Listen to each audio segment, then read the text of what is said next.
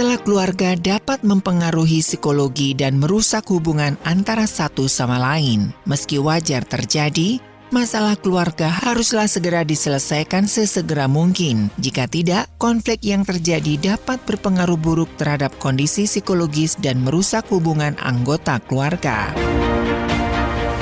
Simak perbincangan seputar keluarga dalam Pelangi Kasih hari Senin hanya di 92,5 Maestro FM.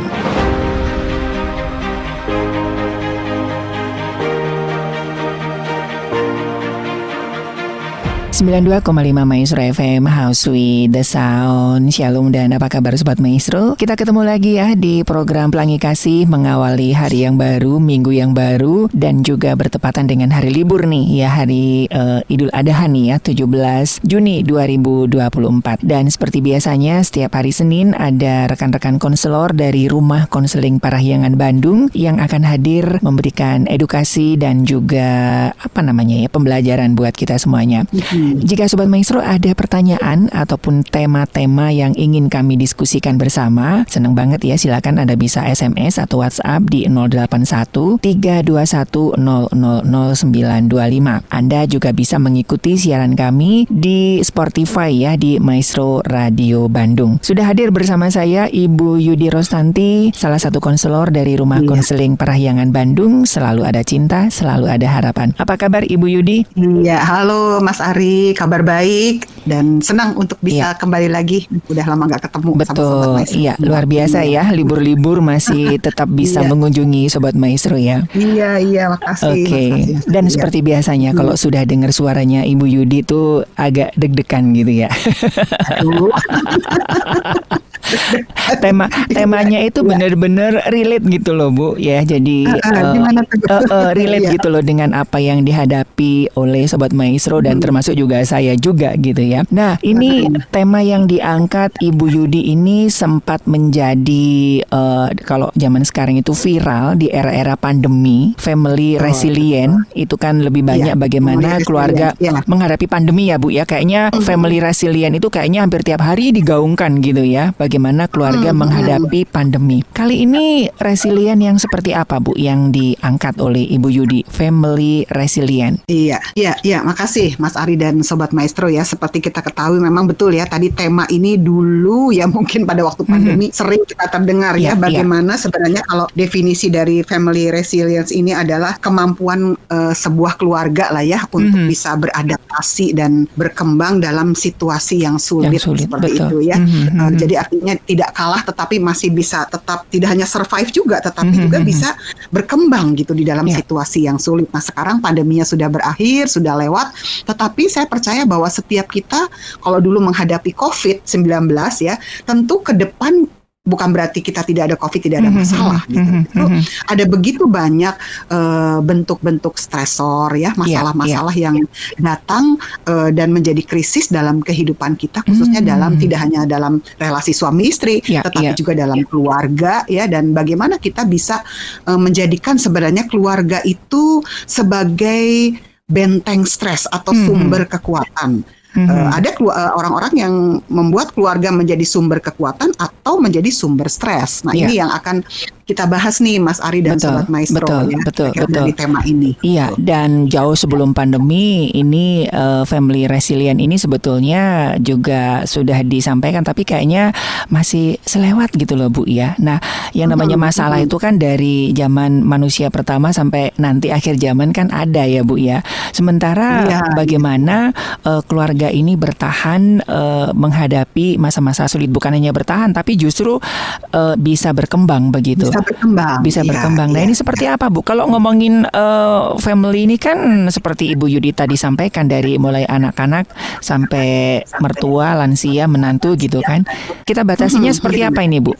Iya. Nah, kita akan lihat ya Mas Ari, Sobat Maestro juga bagaimana kalau saya menyoroti dari dua sisi aja ya, yang paling gampang yaitu family ini, keluarga ini, bagaimana keluarga bisa menjadi benteng atau sebaliknya menjadi sumber dari stres itu sendiri, gitu ya. Nah, kira-kira apa sih yang kita nanti akan diskusikan dan kita akan bahas gitu. Bagaimana sebenarnya kalau nggak berhati-hati, bahkan kalau kita berbicara tentang sebuah ketahanan atau berkembangnya sebuah keluarga itu menjadi stuck, ternyata stresnya itu ada dalam rumah, gitu ya. Nah, stres yang seperti apa yang sebenarnya perlu ditemukan akarnya, gitu ya. Perlu ditemukan akarnya sehingga kita benar-benar akhirnya bisa menjadikan rumah itu bukan sumber tetapi menjadi benteng, gitu, menjadi perlindungan. Harusnya rumah menjadi perlindungan, gitu ya, buat orang-orang yang ada di dalamnya, baik papa, mama, dan anak-anak dan keluarga extended bahkan seperti itu. Itu ya yang ingin kita bahas, Mas Ari. Oke, iya, dan ini yang jarang sekali diperhatikan ya Bu ya. Kalau misalkan orang sakit gitu ya, sangat cepat nih buat untuk aware dengan resilient. Misalkan habis pasca demam berdarah misalnya, kayak saya sekarang jadi hati-hati banget gitu Bu. Tapi sementara dengan konflik-konflik yang sebetulnya lebih lebih esensi dari itu kan kita abai ya Bu ya kadang-kadang, atau seperti apa sih Bu? Sehingga awareness tentang resilient dari keluarga ini Bu. Mas Ari. Jadi kalau kita tahu ya, setiap keluarga itu kan punya cara masing-masing nih untuk merespon suatu persoalan atau masalah mereka ya. Ada keluarga yang berusaha dengan baik bisa mengatasi masalahnya, tapi ada juga yang kalau punya masalah nih cenderung menghindar gitu ya, dan mengatakan udahlah nanti juga selesai gitu ya. Dan bahkan tidak sedikit yang justru yang saling menyalahkan. Nah ini, jadi pada saat kita punya masalah, kita tidak meresponnya salah, punya masalah meresponnya salah, itulah semuanya itu yang bisa menyebabkan menjadi stres dan sampai depresi juga, seperti itu. Jadi kalau berbicara tadi tentang family resilience adalah kemampuan untuk keluarga itu bisa survive gitu dan berhasil mengatasi persoalan ya, mengatasi persoalan dengan baik ya, seperti itu, sehingga mereka benar-benar bisa melewati stres demi stres yang dihadapi, masalah demi masalah yang dihadapi, dan itu menjadi sebuah ketahanan yang baik gitu ya, di dalam berbagai kondisi di setiap musim kehidupan yang mereka lewati. Nah nanti kita akan lihat nih pelan-pelan, kita akan bahas bagaimana sih cara untuk membangun sebuah ketahanan keluarga yang baik ya, di dalam berbagai kondisi. Oke, jadi memang seperti Ibu Yudi sampaikan, setiap keluarga mempunyai cara dalam menghadapi masalah begitu ya, dan hari ini kita belajar bagaimana keluarga ini menghadapi masalah dan berkembang dengan cara yang positif ya Bu ya. Soalnya kan ada cukup banyak keluarganya seperti resilient Bu, tapi bertahan dengan tidak tegur sama satu sama lain. Bahkan ini yang lagi rame kemarin, ada kakak dan adik yang hampir 6 tahun tidak bertegur sapa Bu.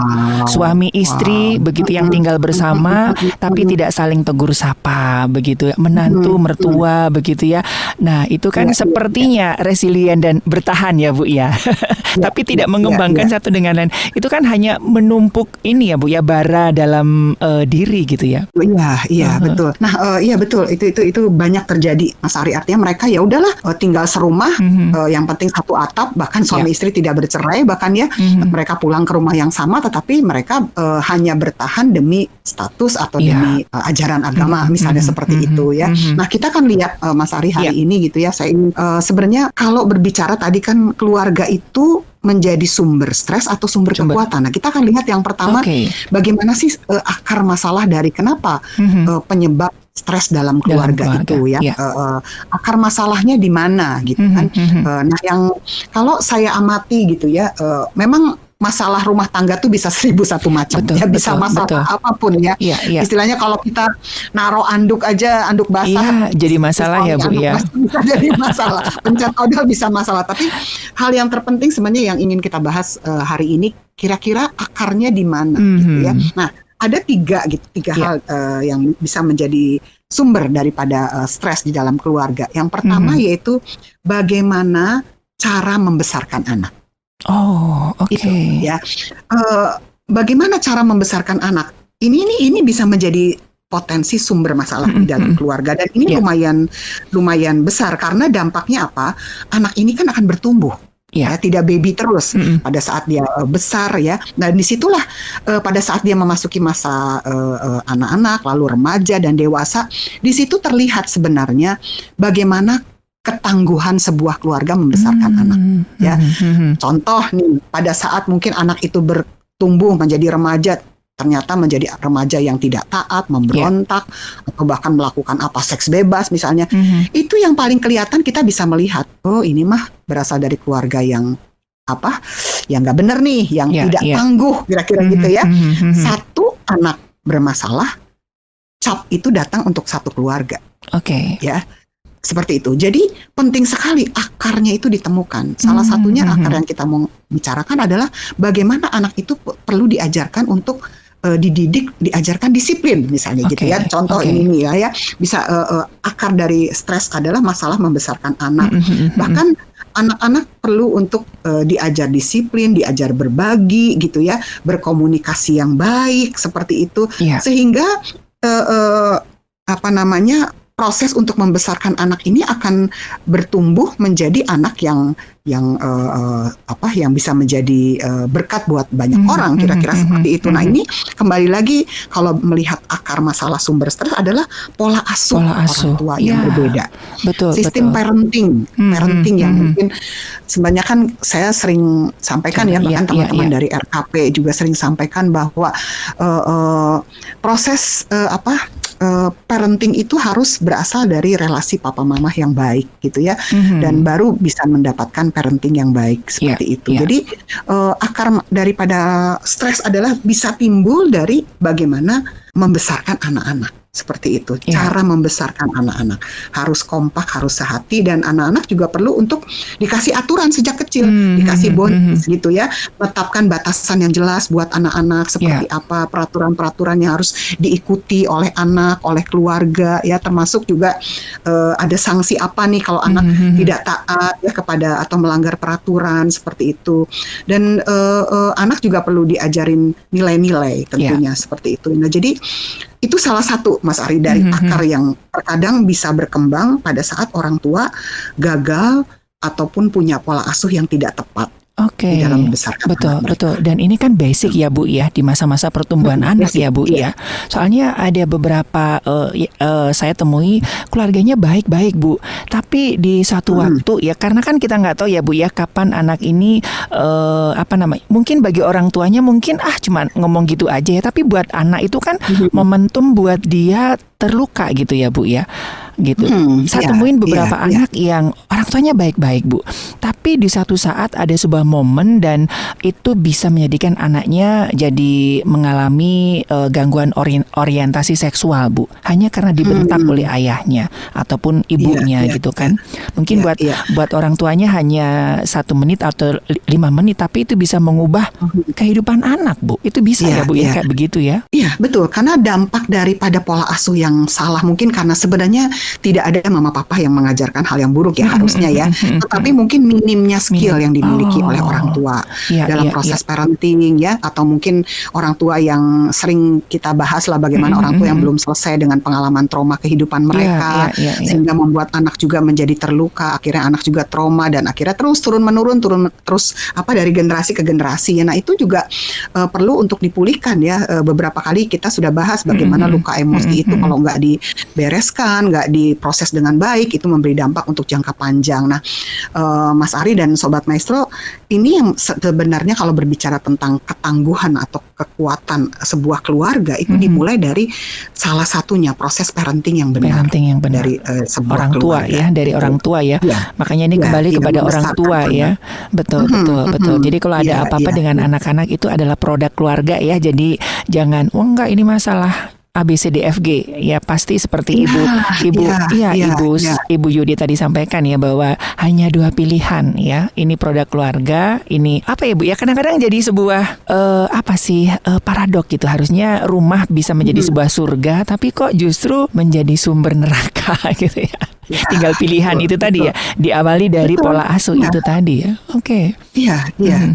Dan saya juga pernah sampaikan ya Mas Ari bahwa ternyata proses untuk bagaimana menikmati pernikahan itu juga ditentukan dengan bagaimana proses parenting ini gitu. Pada saat orang tua bisa sejak anak-anak dari kecil. Jadi ini bersyukur untuk para orang tua yang anaknya masih baby-baby nih ya. Jadi ini perlu dari kecil udah mulai dididik dengan nilai-nilai, dengan cara-cara yang baik, sehingga pada waktu anak ini memasuki usia remaja gitu ya, di mana penuh dengan banyak tantangan dan konflik, orang tua bisa meminimalkan dampak-dampak yang terjadi karena anak ini sudah dibesarkan dengan cara yang baik. Karena memang tingkat kepuasan pernikahan itu terjadi menurun grafiknya pada saat orang tua membesarkan anak-anak di usia remaja. Betul. Karena di situ banyak mungkin perbantahan, konflik dan segala macam, gejolak gitu ya. Sehingga orang tua menjadi tidak puas dengan pernikahannya, dan disitulah kembali lagi tentang ketangguhan sebuah keluarga itu diuji gitu. Betul. Jadi anak-anak ini tidak ujuk-ujuk mengalami gejolak itu ya Bu ya. Artinya kan sudah dari anak-anak, namanya anak-anak kan nggak berani menentang, membantah begitu ya. Jadi sebetulnya soalnya suka ada orang tua, anakku kok tiba-tiba kayak begini ya. Bukan tiba-tiba Ibu, Bapak. Iya. Okay. Nah, Mas Ari dan Sobat Meso, itu yang pertama ya. Saya takut nih waktunya nggak cukup. Nah, berikutnya juga apalagi sih yang menjadi akar sehingga timbulnya menjadi sumber stres dalam rumah tangga, yaitu masalah bagaimana membesarkan anak. Yang kedua masalah keuangan. Ini ya. Saya mungkin nggak bahas banyak, tapi kita ambil 3. Jadi yang kedua masalah keuangan ya. Masalah keuangan tuh berbicara tentang seperti apa sih? Bukannya mereka mungkin nggak bisa mengatur keuangan, tetapi adakah saling keterbukaan gitu antara suami dengan istri ya, terbuka untuk bisa mengenai kondisi keuangan keluarga, perencanaan pengeluaran keuangan, pendapatan keuangan gitu ya, apakah itu bisa direncanakan dengan baik ya, karena ya kita tahu ya bagaimana kalau firman Tuhan mencatat sebenarnya yang bisa menjadi versus daripada Tuhan itu apa? Mamon. Ya. Mamon. Betul. Mamon ini berbicara tentang keuangan. Jadi ini hati-hati sekali, karena saya banyak menemukan konflik-konflik yang terjadi dalam relasi suami istri, bahkan masalah dalam keluarga, itu masalah keuangan. Betul. Ya. Ketidakmampuan mengatur antara pemasukan dengan pengeluaran, lalu pinjem duit ke pinjol misalnya gitu ya.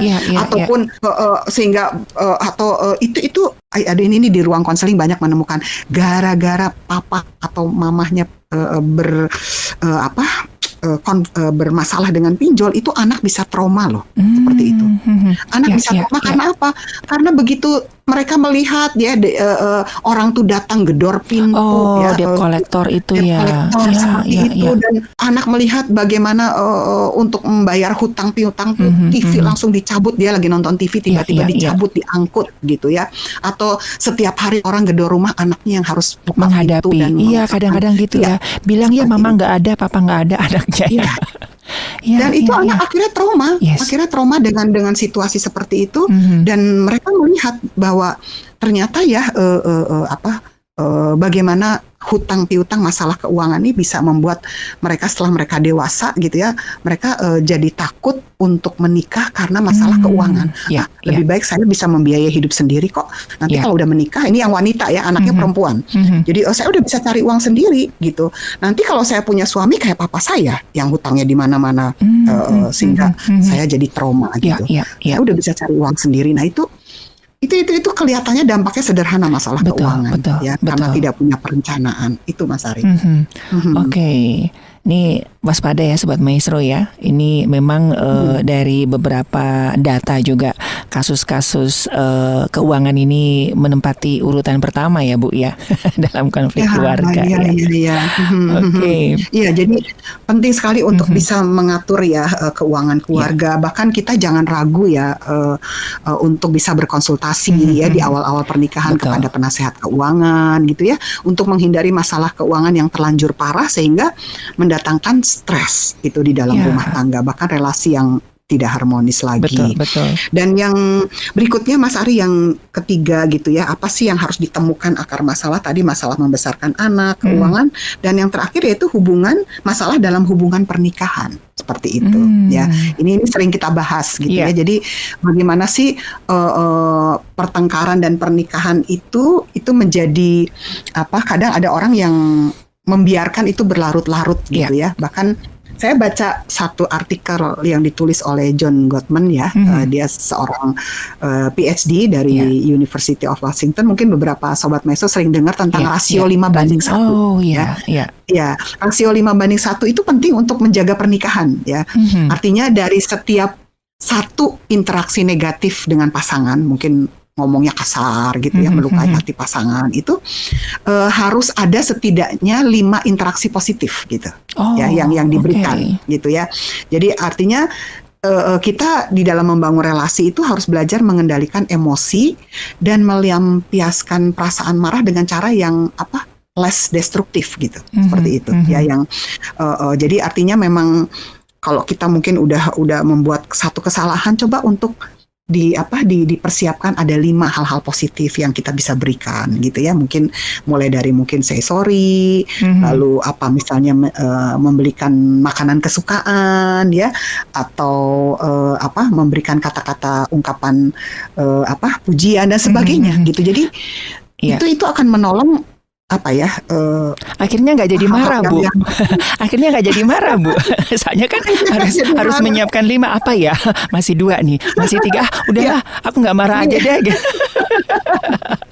Iya, maksudnya dalam perjalanan ya, artinya gini, betapa kita perlu hati-hati gitu di dalam membangun, khususnya dalam hal pertengkaran.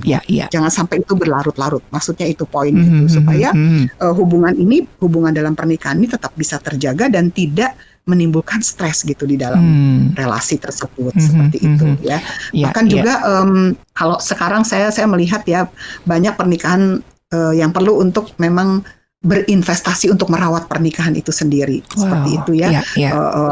Berinvestasi sehingga ini bisa tetap terbangun dengan baik. Itu poin-poin yang sebenarnya perlu untuk dicermati, akar dan menemukan akar daripada stres di dalam sebuah keluarga, gitu Mas Ari. Oke, jadi 3 ini yang 3 besar ya Bu ya, sebetulnya ada cukup banyak begitu ya. Jadi ini penting ya, jadi menggarisbawahi yang disampaikan Ibu Yudi bahwa yuk kita merawat pernikahan. Orang motor kita aja kita rawat sebulan sekali, di-spuring, ganti oli gitu ya. Masa rumah tangga nggak pernah kita sporing gitu kan, nggak pernah dicuciin gitu ya. Oke. Iya.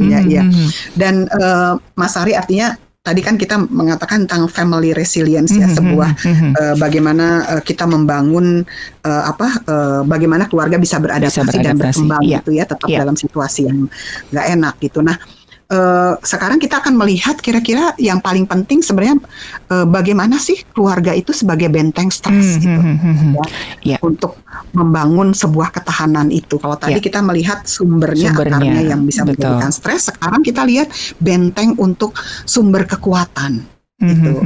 Itu keluarga itu sebagai benteng pertama lah untuk menjadi sumber kekuatan ya. Dan poin-poin penting apa sebenarnya yang perlu untuk dicermati gitu Mas Ari untuk membangunnya ya. Seperti itu. Oke, jadi ini pentingnya Sobat Maestro buat Anda untuk resilient begitu. Oke, Ibu, apa aja Bu yang bisa dipersiapkan gitu ya? Ini kan sebagai preventif ya Bu ya, bagi keluarga supaya keluarga itu ketika menghadapi masa-masa sulit tetap tangguh dan tetap bisa berkembang dan mengambil hikmah dari masa-masa sulit yang ada begitu ya. Apa aja Bu yang harus dipersiapkan? Nah saya teringat dengan satu ayat firman Tuhan ya di dalam Mazmur 127 tuh. Mazmur 127 ayat 1 dan 2, di situ intinya firman Tuhan bilang, jikalau bukan Tuhan yang membangun rumah gitu ya, sia-sialah orang yang membangunnya. Ya, jadi artinya kita kembali lagi bahwa kalau ingin membangun keluarga yang kuat dan tangguh itu kembali kepada nilai-nilai spiritual. Gitu. Jadi yang pertama, benteng terhadap stres adalah berbicara tentang aspek spiritual, Sobat Maestro, gitu ya. Aspek ini akan memberikan tuntunan gitu kepada setiap orang untuk bagaimana sih memaknai kehidupan gitu ya, memaknai kehidupan, sebuah kehidupan, nilai-nilai yang harus dipegang gitu ya, bagaimana merealisasikan nilai-nilai spiritual di dalam keluarga gitu. Dan di situ kalau berbicara keluarga, ada anak yang belajar dari papa mama untuk menjalani hal-hal yang baik dari apa yang dipercaya oleh papa mamanya gitu ya. Nilai-nilai spiritual dalam keluarga itu tentu tidak hanya dibangun pada saat ayo pergi ke gereja, gitu ya. Paling cuma 1 jam 2 jam itu aja gitu ya. Tapi gimana sih pemaknaan terhadap kehidupan secara luas gitu ya. Pemaknaan terhadap satu persoalan, misalnya anak belajar bagaimana pada waktu ada ada masalah, papa mama menghadapinya seperti apa ya. Apakah aspek spiritual yang diajarkan dan dimiliki itu berpengaruh nggak gitu ya, buat anggota keluarga, sehingga ini tetap bisa, anak bisa melihat tentang hal-hal yang positif bahwa nilai spiritual ini penting gitu.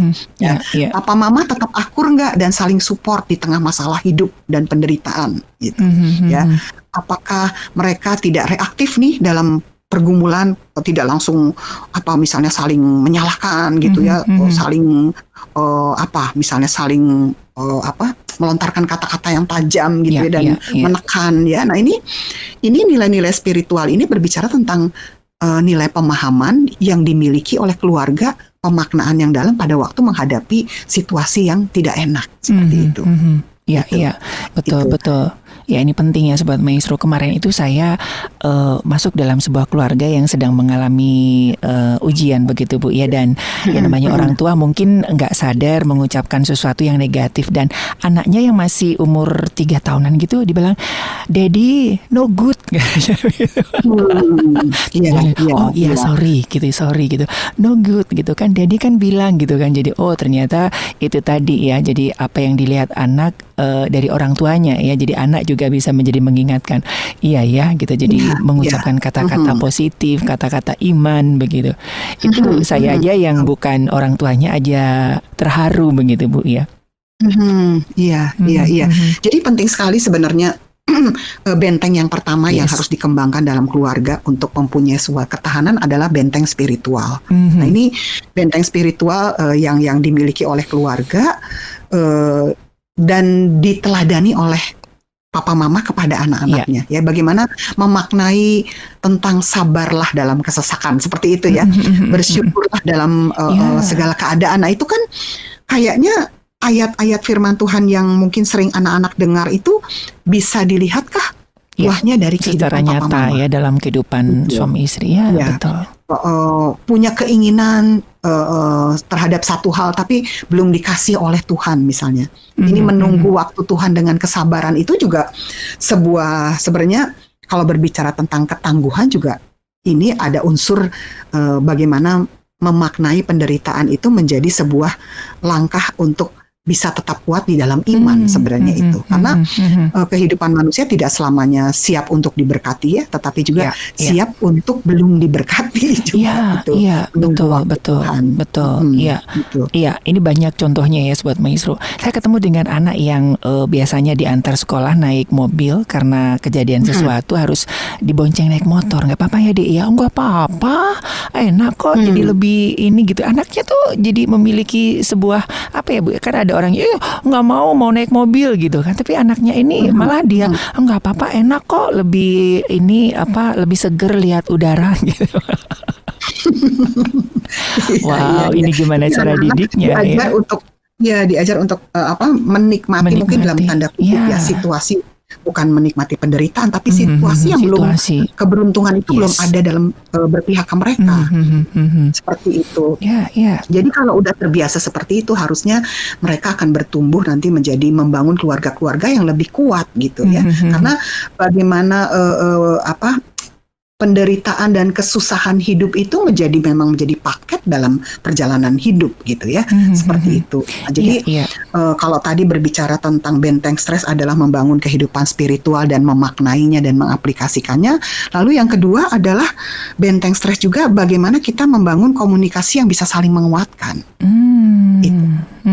dalam membangun family resilience tuh pola hubungan dan komunikasi dalam sebuah keluarga, apakah mereka erat ya, harmonis ya, menciptakan suasana yang tenang dan tentram, boleh ngomong apapun tetapi tanpa merasa terintimidasi gitu ya Bu ya. Terintimidasi karena betul.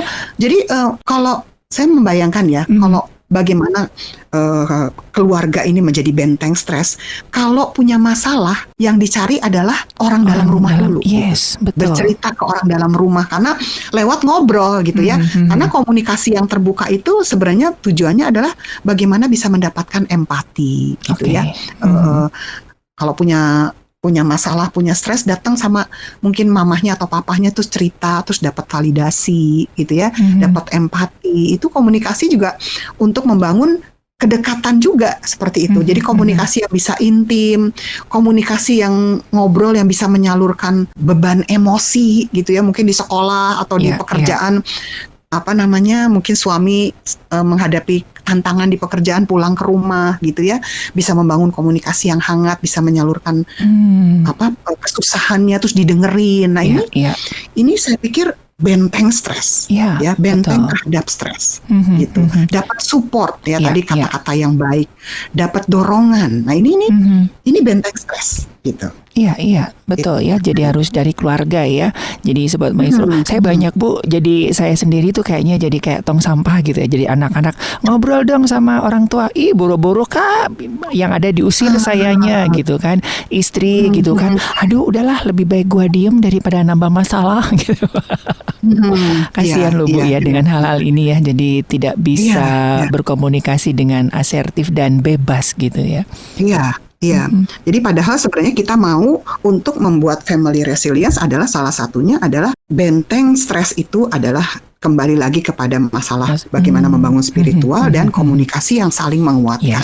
Itu komunikasi yang bisa cair deh, yang fleksibel seperti itu ya, yang bisa membangun kedekatan antara individu yang nggak kaku, jadi bisa bercanda, bisa ngomong apa aja. Nah itu indah sekali sebenarnya kalau bisa dibangun di dalam yang tidak berjarak gitu ya, yang komunikasi yang tidak kaku dan tidak berjarak, yang bisa bisa kalau punya masalah konflik bisa diselesaikan dengan komunikasi yang sehat.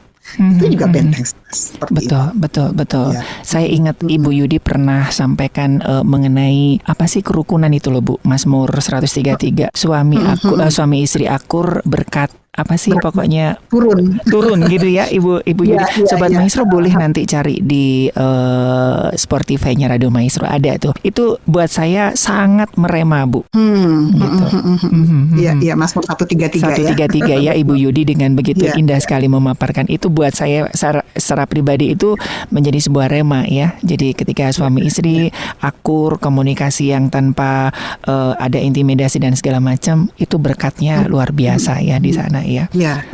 Betul. Karena kalau komunikasi itu terjalin dengan baik, itu maka akan meminimalisir terjadinya konflik. Ya.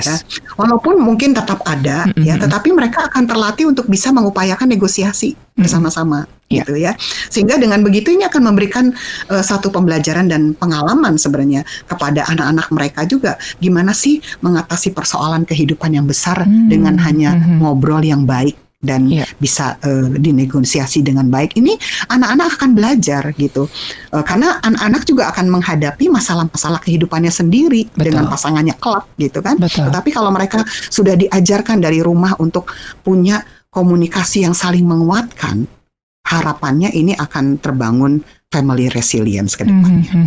Oke. Dan ini kan juga bisa memutus mata rantai dari pola asuh yang tidak diharapkan ya Bu ya? Iya, betul. Oke. Nah, berikutnya Sobat Maestro ya, tadi kita udah berbicara bentengnya adalah spiritual, komunikasi. Juga kita perlu untuk punya dukungan sosial nih yang luas. Seperti gitu apa ya. ini Bu? Dukungan sosial artinya setiap keluarga itu perlu untuk punya komunitas yang baik. Gitu ya, punya komunitas yang baik yang bisa mendukung keluarga inti kita, gitu ya.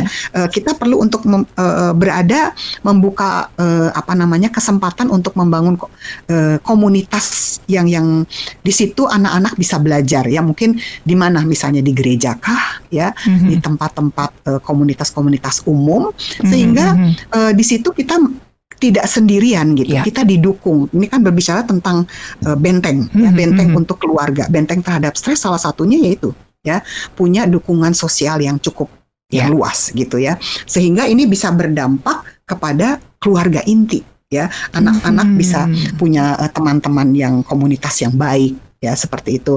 Papa mama punya komunitas yang baik, ya itu juga akan mendukung menjadi benteng terhadap stres di dalam rumah tangga. Seperti itu. Ya. Nah, Bu, ini dengan kemajuan teknologi, Bu, ya, ini mumpung ada Ibu Yudi, ada tidak sedikit keluarga-keluarga yang punya komunitas, tapi dalam dunia maya, Bu. Itu gimana, Bu? Anak-anak punya komunitas grupnya sendiri, itu kan sekarang kan cukup banyak ya. Jadi masing-masing dengan gadgetnya sendiri-sendiri, Bu. Ya positif sih komunitasnya gitu. Apakah itu juga oke? Apakah lebih bagusnya yang tatap muka, yang bisa bertemu secara fisik begitu, Bu? Atau seperti apa, Bu? Iya. Nah, selama itu positif gitu ya, tentu kita nggak bisa membatasi kita punya komunitas seperti apa anak-anak. Tetapi tentu kita perlu pantau juga kalau ini sesuai dengan usia perkembangan anak-anak ya. Hanya memang yang sehat adalah komunitas yang memang bisa berinteraksi secara sosial dengan lebih positif dan tatap muka bisa gitu ya. tatap muka gitu ya, bisa, karena kan kita nggak mungkin ngobrol terus ya di depan gadget terus gitu kan, seperti itu. Jadi tentu ada hal-hal yang bisa menyemangati ya bersama-sama, komunitas yang bisa terbangun keintiman yang baik juga gitu ya. Keintiman ini berbicara tentang persahabatan gitu ya, berbicara tentang nilai-nilai yang dari luar juga bisa kita masukkan ke dalam sebagai bentuk sesuatu yang bisa memacu semangat gitu ya, memacu semangat satu dengan yang lain. Bahkan pada saat mungkin ya kita punya komunitas yang positif, kita juga bisa bersama-sama dengan keluarga gitu untuk menikmati ya, mungkin bisa berekreasi bersama-sama, bisa membangun persahabatan bersama-sama, dan itu ternyata bagus gitu untuk menjadi benteng stres di dalam rumah tangga dengan kita punya sahabat yang kita pilih, komunitas yang kita pilih. Betul. Yang bisa menyemangati kita. Gitu. Iya, jadi ini memang pentingnya Sobat Maestro. Jadi kita nggak bisa sendirian ya, termasuk juga Anda yang sudah rumah tangga begitu ya. Kan di gereja-gereja kan ada tuh ya buat pasutri, buat pasutri pun juga ada beberapa kelompok ya, ada yang pasutri muda, ada yang pasutri berapa tahun begitu ya. Itu sangat membantu ya buat Anda. Sangat positif. Iya, sangat positif sekali. Dan satu hal juga saya ingat, ini kembali lagi ke firman Tuhan ya.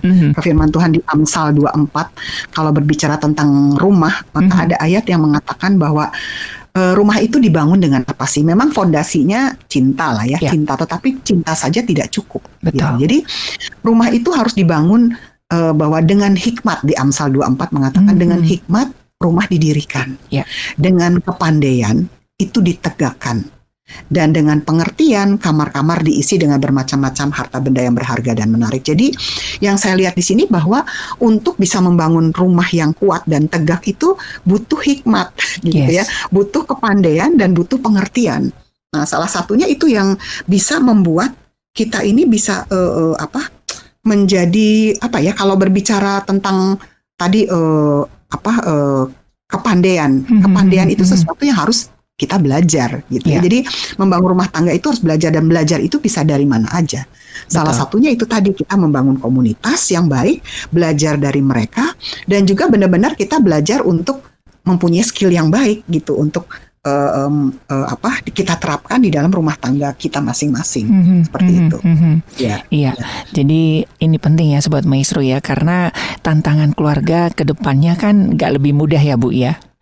Yang sekarang aja mengerikan sekali begitu ya. Tapi ini jangan dijadikan alasan untuk takut untuk menikah.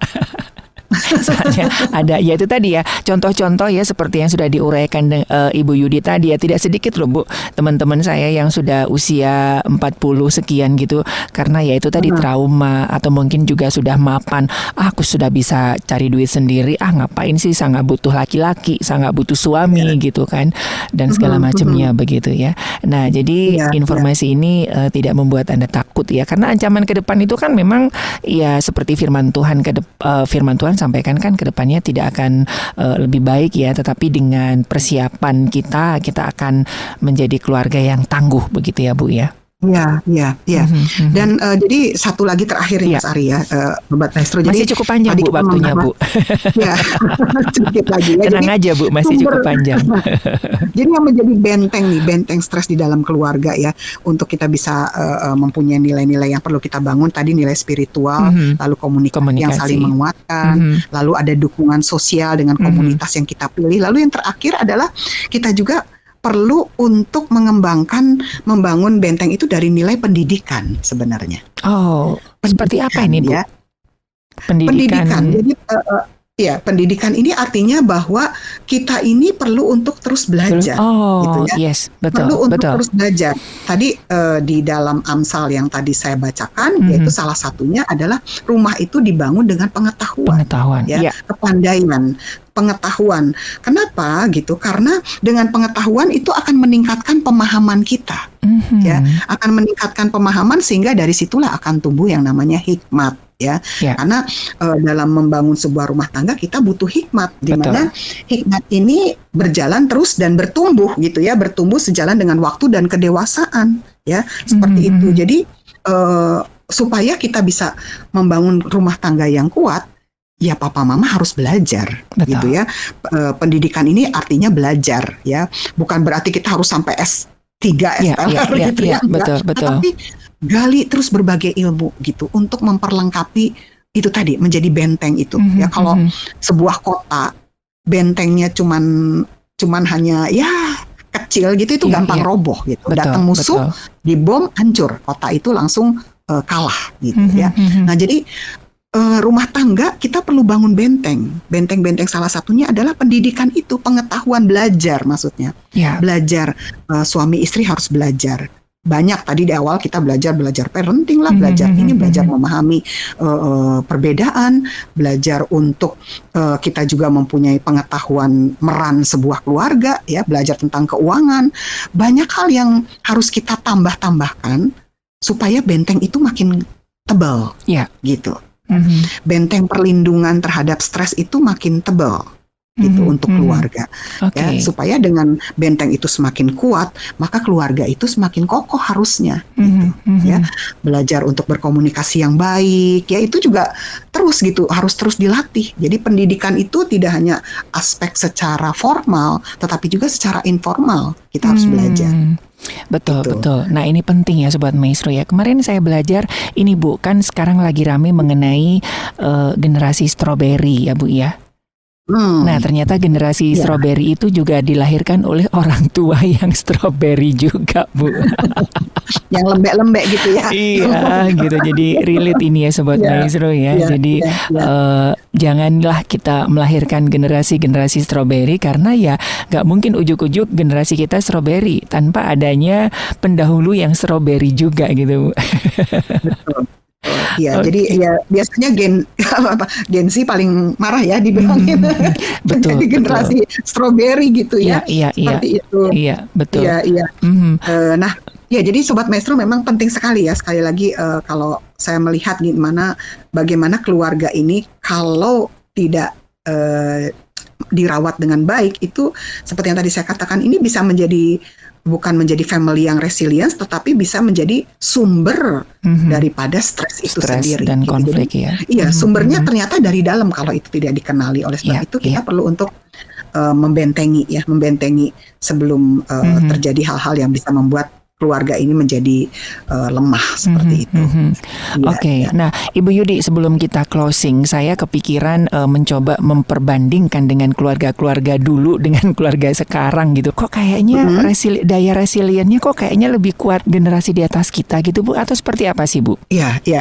Mungkin karena bisa jadi seperti itu. Banyak pemahaman yang sama yang seperti yang Mas Ari sampaikan. Karena memang kalau berbicara tentang apa ya, ini kan sekarang kita masuk ke ada berbicara gen baby boomers, misalnya ini ya baby boomers, gen X, Y, Z, ya alpha gitu kan. Jadi apa yang terjadi sih sebenarnya setiap generasi pergantian dekade ya, musim seseorang itu dibesarkan itu memang kan berada di dalam tantangannya masing-masing ya. Kalau berbicara orang yang baby boomers itu kenapa mereka ini lebih kuat gitu ya, itu generasi opa, oma, kakek, nenek dulu lah ya, seperti itu yang usianya sekarang mungkin 60, 70, 80 tahun gitu ya, dibandingkan dengan yang anak-anak muda sekarang gitu, karena memang perbedaan pola bagaimana mereka dibesarkan, tantangan yang mereka hadapi. Kalau sekarang mungkin tadi Mas Ari katakan, wah diantar motor, maunya diantar mobil. Kalau dulu mungkin mereka jalan kaki ya, Bu, ya, zaman kita sekolah dulu. 10 kilo juga. Ya, malah seneng aja, Bu, ya, pulang sekolah ditenteng gitu. Kehujanan, main hujan gitu kan. Tapi kalau sekarang anak-anak sekarang, wah perlu begitu buka pintu gerbang sekolah, mobil udah di depan gitu ya, seperti itu. Jadi antar jemput udah di depan. Jadi itu yang membuat kadang-kadang berpikir ini generasi strawberry nih gitu ya, yang baru dimarahin guru sedikit langsung pundung gitu kan, lemah, nanti panggil papa mamahnya misalnya seperti itu. Artinya kita tidak mau menyalahkan itu semua, tetapi demikianlah yang terbentuk seperti itu. Ya. Jadi sebenarnya harusnya kita belajar kembali untuk mengambil dari generasi sebelumnya nilai-nilai yang baik, apa yang bisa kita terapkan. Jadi nggak bisa diperbandingkan ya, Bu, ya, karena memang setiap dekade mempunyai tantangan dan situasi yang berbeda gitu ya. Iya, betul. Dan ada yang melatar belakang ya. Kalau generasi dulu itu karena memang kan zaman-zaman perang, takut, jadi harus daya juangnya cukup tinggi gitu, Bu. Katanya begitu. Sementara zaman sekarang kan semuanya serba ada ya. Wah, ini sangat menarik sekali loh, Bu. Ini masih kulit-kulitnya loh, Bu. Saya catatan saya ini sudah cukup panjang loh, Bu.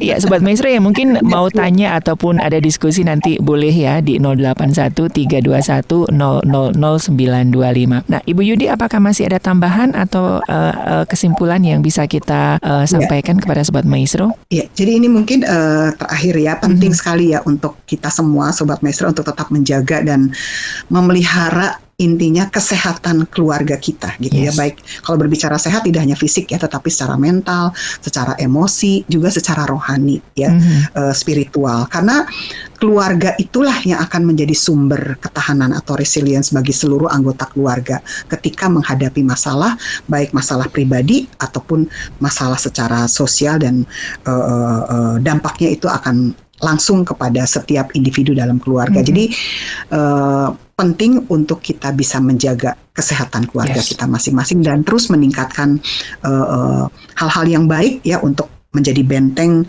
di dalam saat stres itu datang. Kita akan kembali lagi kepada keluarga, dan keluargalah yang menjadi obat ya, dan menjadi perlindungan di dalam keluarga kita. Itu Mas Ari. Iya. Jika Sobat Maestro mungkin nanti membutuhkan layanan lebih intens ya, bisa menghubungi kami. Kami akan memberikan call center dari Rumah Konseling Parahyangan Bandung. Kemarin juga ada yang nanya, Bu, RKP bisa nggak buat ngisi-ngisi sesi-sesi gitu ya? Nanti bisa menghubungi call center aja ya, Bu ya. Iya, silakan. Jadi tidak hanya urusan konseling pribadi, tapi mungkin juga ada pembekalan di sekolah ataupun di instansi-instansi ya, Bu ya. Ya, dengan senang hati kita bisa nanti arrange ya, Mas Ari. Untuk itu. Ibu Yudi, terima kasih buat hari ini, Bu Yudi. Sehat selalu. Ya, terima kasih, sama-sama. Senang untuk bisa berbagi, Mas Ari dan Sobat Maestro ya. Sobat Maestro, dari Gra Maestro Jalan Kaca Piring 12 Bandung, saya Ari dan Ibu Yudi Rosanti, konselor dari Rumah Konseling Parahyangan Bandung. Selalu ada cinta, selalu ada harapan. Mohon pamit dari program Pelangi Kasih. Kita ketemu lagi di program Pelangi Kasih selanjutnya. Tetap jaga protokol kesehatan dan Tuhan memberkati. Ya, Tuhan memberkati. Kebahagiaan Anda tergantung pada pencapaian potensi Anda secara penuh. Bagaimana mengembangkan potensi Anda secara maksimal? Simak perbincangan kami bersama Kingdom Business Community Bandung dalam program Pelangi Kasih hanya di 92,5 Maestro FM.